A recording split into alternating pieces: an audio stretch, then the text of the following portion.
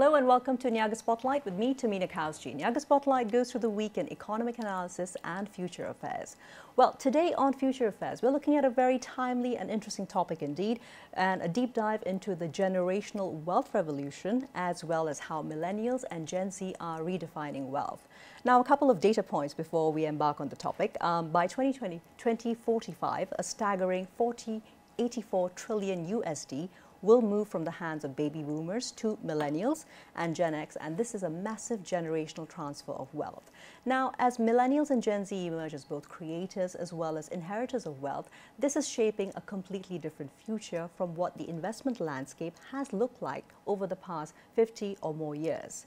So, the investment migration market, which is actually being led by millennial and Gen Z high net worth individuals, or HNWIs, is surging to over 21 billion USD annually. Younger generations are, of course, increasingly prioritizing foreign homes, sustainable investments, and this is also true across the wider Southeast Asian region, including Malaysia. NIAGA Spotlight today delves into a lot of the factors that are anchoring this generational shift of wealth, and I have the absolute pleasure of welcoming today in the studios to join us live Nirbhay Handa, who is co-founder and CEO of Multipolitan.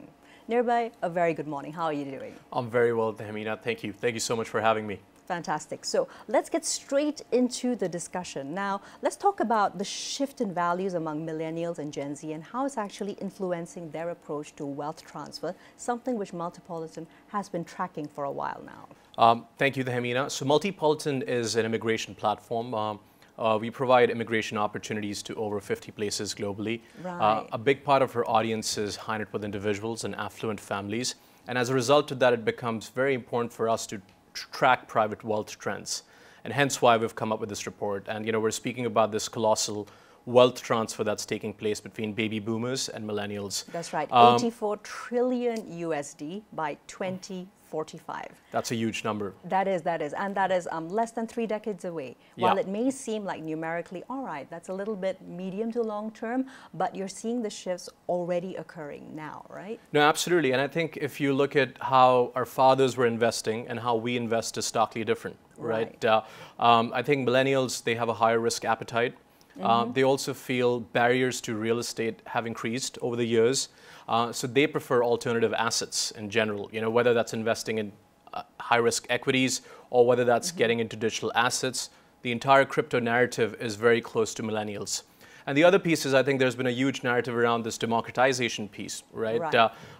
Now, millennials as investors, they have access to fairly sophisticated information that back in the day was only kept with a few people, right? And as a result of that, there has been an immense democratization with wealth generation as well, right? Absolutely, because what we're talking about essentially when it comes to the democratization, would you say that what's been unleashed by the internet and access to information is the critical key component that differentiates millennials, Gen Z from parentals? Yeah, absolutely, and you could see that because now we're seeing more first generation entrepreneurs than ever before. That's right, correct. And as a result of that, millennials are also very focused on self-governance. So the rise in investment migration that you briefly touched upon, they want to transcend beyond the borders they're restricted to, right? They want to look at fiscally competitive landscapes where they can take their businesses. So as a result of that, millennials and particularly Gen Z, we find they're extremely transnational, very cosmopolitan. So now investment migration, let's dig a little deeper into that, Nirbhay, because that's very interesting. And what it's showing is that it's become pretty fundamental amongst the shifts that we're seeing in an increasingly volatile world. Anyone who's around today still, we have lived through a once-in-a-lifetime, hopefully, pandemic, but that also shifted perspectives towards how younger HNWIs invest, right? Yeah, I agree. And if you look at, what we say is, Tamina, the utility of an alternative residence is going to be a lot higher than you owning a car, right? And why I say that is if you look at the Global Peace Index, there are right now more than 56 conflicts going on. True, right? Active conflicts. Active conflicts. So what's the point of speaking about investments or wealth preservation if you don't have the basic necessities of life, which is security? Right? Absolutely. And particularly, let's say if you're based in a place like Israel or you're based in a place like Lebanon, getting an alternative residence is not a need, it's a necessity. It's not a want, actually, it's a necessity, right? And that's why this is a topic which is really touching a lot of lives, and millennials are pursuing these opportunities aggressively than ever before. Right. Well, that's very fascinating, because at the same time, there are ways in which technology and digital platforms are enabling both millennials as well as Gen Z. Let's talk about the role of fintech, of financial technology, and how you have seen it radically shift from something which was handy to have to something which is actually playing a crucial part in how the younger generation is investing. You know, this is really the touch screen generation, as we call it, right? I think we're in an era of vibrancy and vitality, right? The wealth management landscape drastically needs to change from boring forms to something which is more interactive. And I think we've seen legacy institutions sort of gamifying this industry to a great measure to capture engagement from younger audiences. Right, and I think we see that happening. You know, for example, Citi has its Velocity app. Goldman Sachs just recently announced they're launching their proprietary digital asset trading platform in the wake of right around the news when Trump got elected, because that's very positive for particularly the digital asset landscape.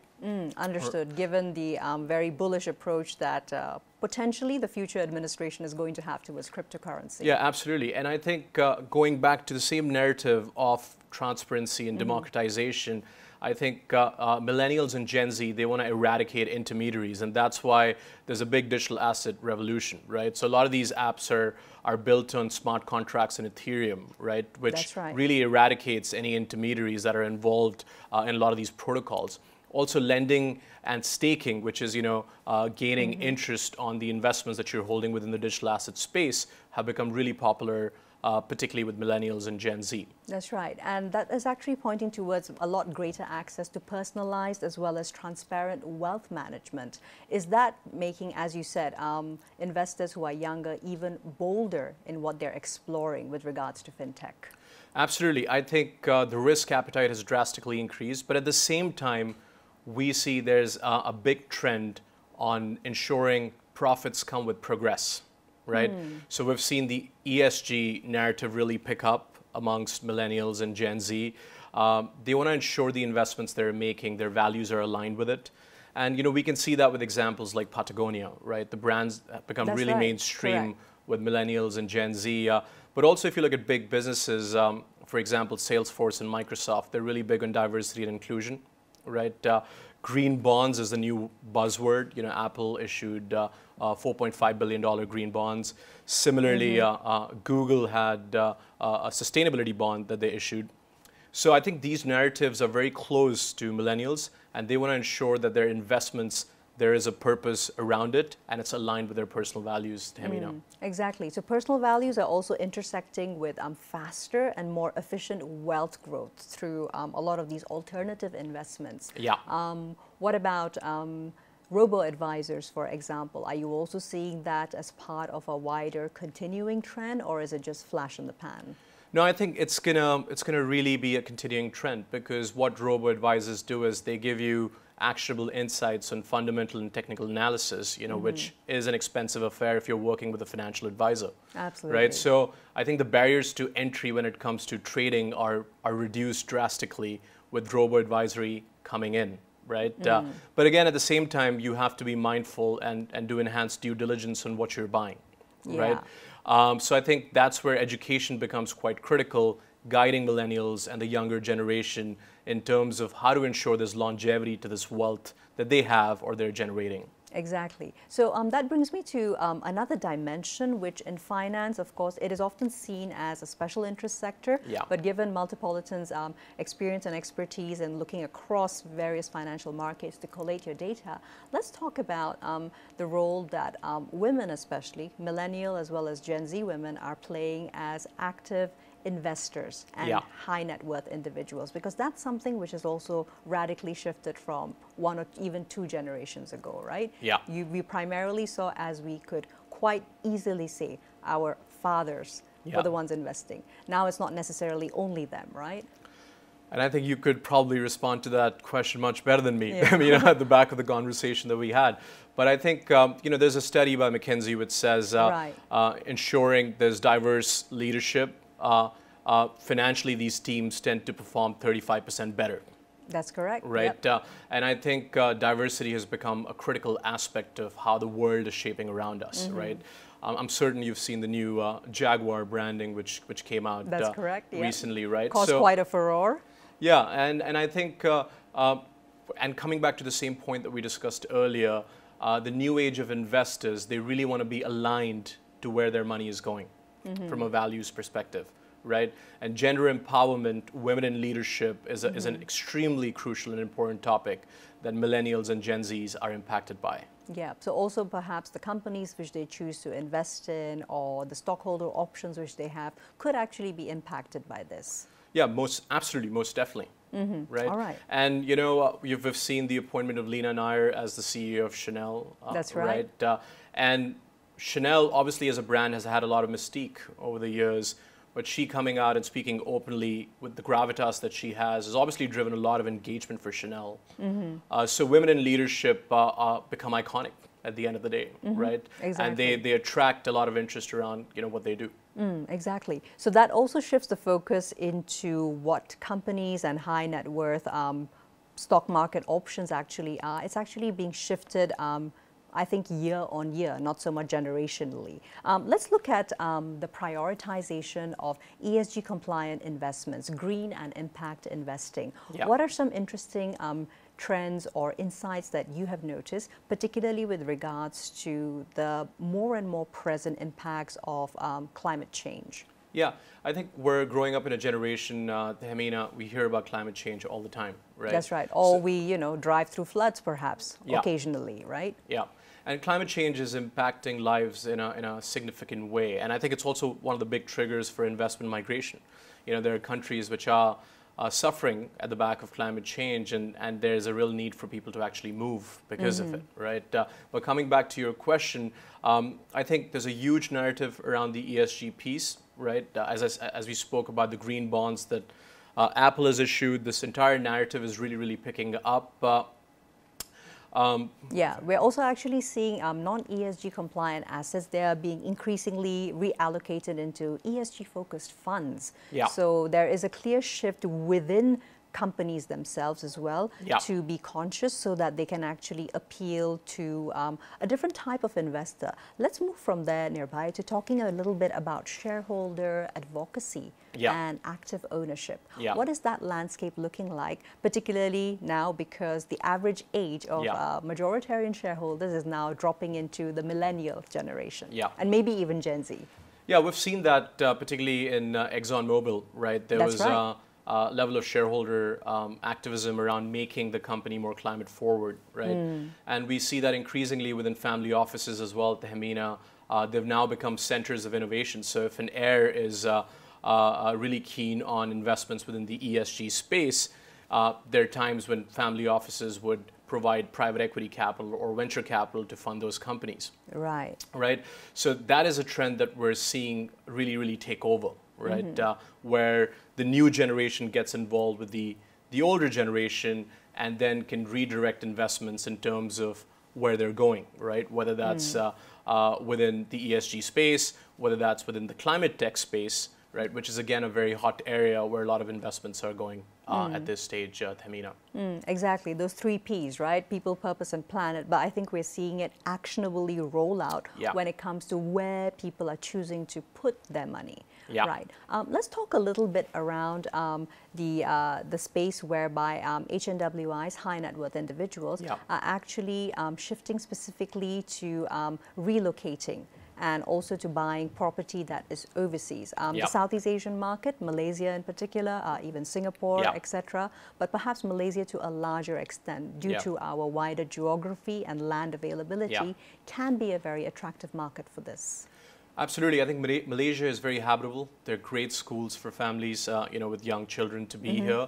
Having said that, a big part of bringing people to a country is a lot about creating incentives for them to being there, right?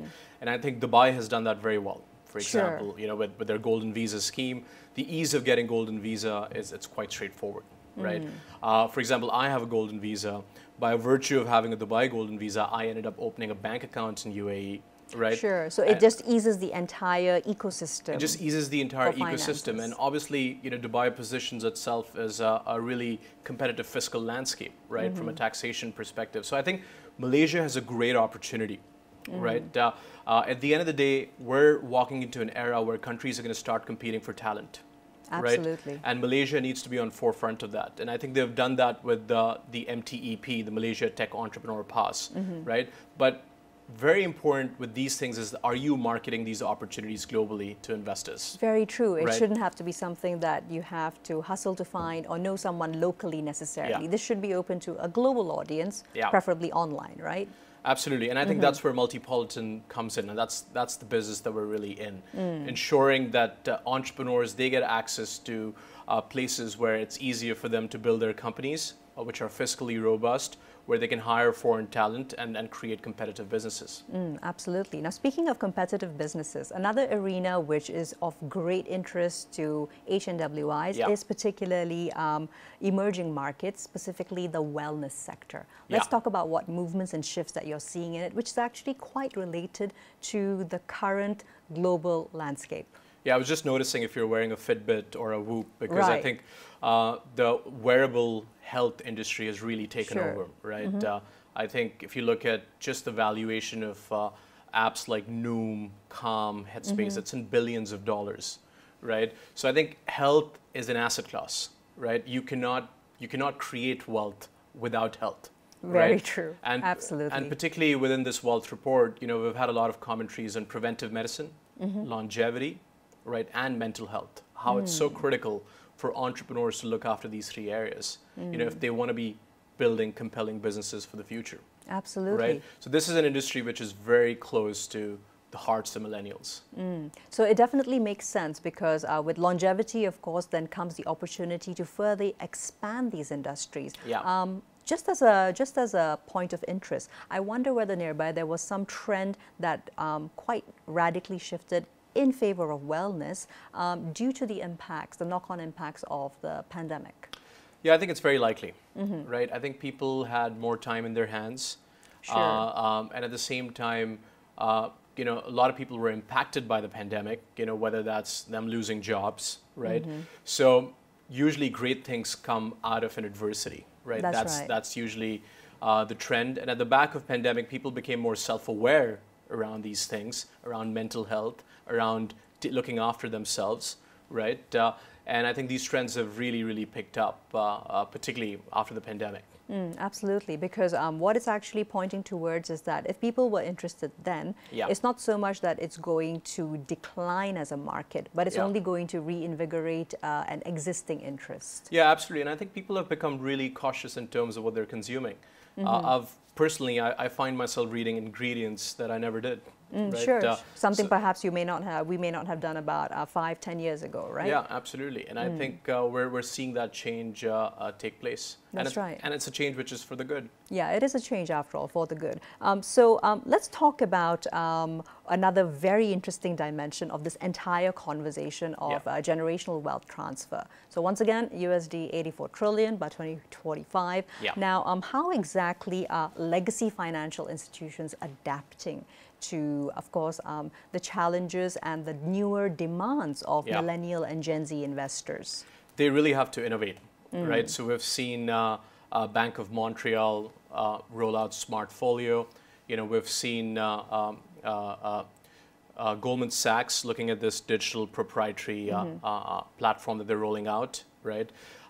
We've seen banks like Julius Baer backing banks like SEBA, which specializes in digital assets. That's right. So we really do see legacy institutions getting into this space because this is really the next frontier, right?